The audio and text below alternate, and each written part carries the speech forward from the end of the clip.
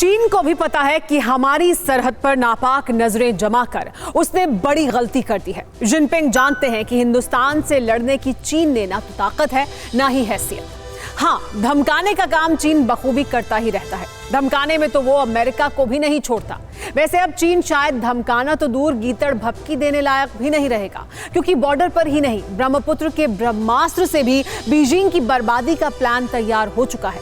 ये रिपोर्ट देखिए।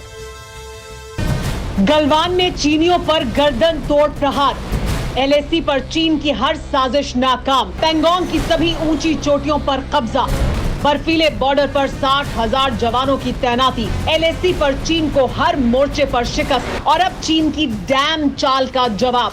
बहुत हो चुका है, अब नहीं और नहीं, बिल्कुल नहीं। चीन का हर पाप अब साफ होगा, बीजिंग की हर साजिश अब नाकाम होगी। और ये कैसे होगा, ये भी समझिए।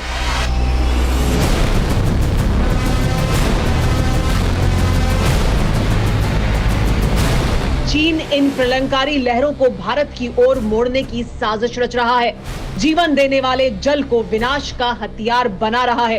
पूर्वोत्तर की जीवन रेखा कही जाने वाली ब्रह्मपुत्र नदी पर तिब्बत में डैम बना रहा है, हाइड्रो प्रोजेक्ट लगा रहा है।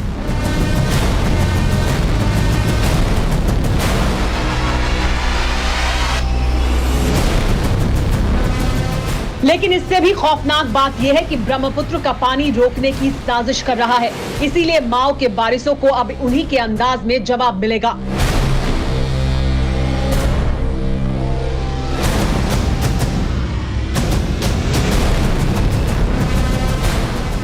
सरकार फैसला कर चुकी है। अरुणाचल प्रदेश में बड़ा डैम बनाने का प्लान बनाया गया है। यहाँ 10,000 मेगावाट का हाइड्रो पावर प्रोजेक्ट भी लगाया जाएगा। सरकार ने यह फैसला क्यों लिया, ब्रह्मपुत्र पर सबसे बड़ा डैम बनाने की तैयारी क्यों की, इसे समझना भी बेहद आसान है।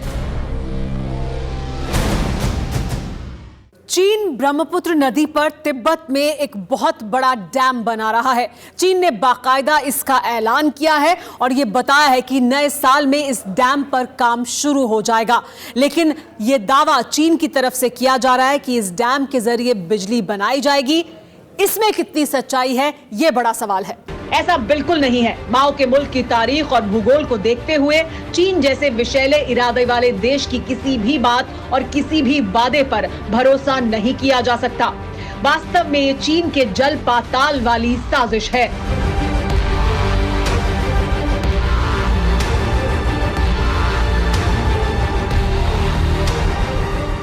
ज्यादा दिन नहीं बीते हैं, बमुश्किल 3 महीने हुए हैं जब वर्ल्ड फेमस विलन चीन का बड़ा इलाका ऐसी ही तबाही से गुजर रहा था। सड़कें गायब थी, मकान जमींदोज हो रहे थे और चीनी अपने लाल सुल्तान को कोस रहे थे। इसीलिए बीजिंग के गिरगिट ने अपने पाप का रुख अब हमारी सरहद की तरफ मोड़ने का मंसूबा पाल लिया है।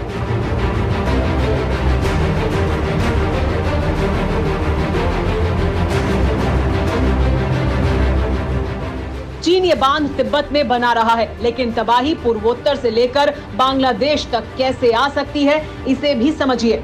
ब्रह्मपुत्र नदी की लंबाई करीब 3,848 किलोमीटर है। तिब्बत से निकलने वाली यारलुंग जांगबो नदी अरुणाचल प्रदेश में प्रवेश करती है। ब्रह्मपुत्र नदी की लंबाई करीब 3,848 किलोमीटर है। तिब्बत से निकलने वाली यारलुंग जांगबो नदी अरुणाचल प्रदेश में प्रवेश करती है तो सियांग नदी के नाम से जानी जाने लगती है। जब यही सियांग नदी अरुणाचल से असम पहुँचती है तो इसका नाम ब्रह्मपुत्र हो जाता है। असम से आगे बहती हुई ब्रह्मपुत्र नदी बांग्लादेश में प्रवेश कर जाती है, जहां इसे जमुना नदी कहते हैं। अरुणाचल प्रदेश पहाड़ी इलाका है, यहाँ नदी का बहाव तेज होता है। असम में ब्रह्मपुत्र मैदानी इलाकों से गुजरती है। हमारी सरहद में ब्रह्मपुत्र करीब 900 किलोमीटर का फासला तय करती है। इसीलिए इसे पूर्वोत्तर की लाइफलाइन कहते हैं, जिस पर चीन बांध का बंधन बांधना चाहता है।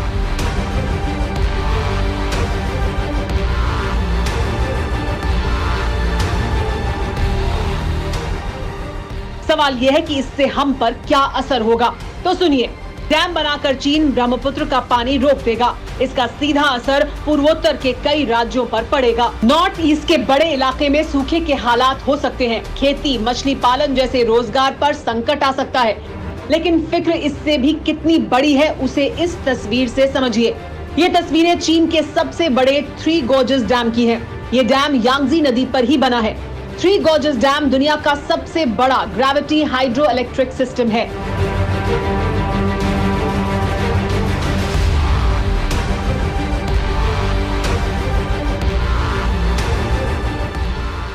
चीन का ये डैम 2309 मीटर लंबा है, जबकि इसकी ऊंचाई 185 मीटर है। चीन का ये डैम कितना बड़ा है, इसका अंदाजा इसी से लगाया जा सकता है कि इसके बनने के बाद पृथ्वी के घूमने की रफ्तार धीमी हो गई, जिसकी वजह से एक दिन का वक्त 0.06 माइक्रोसेकंड बढ़ गया।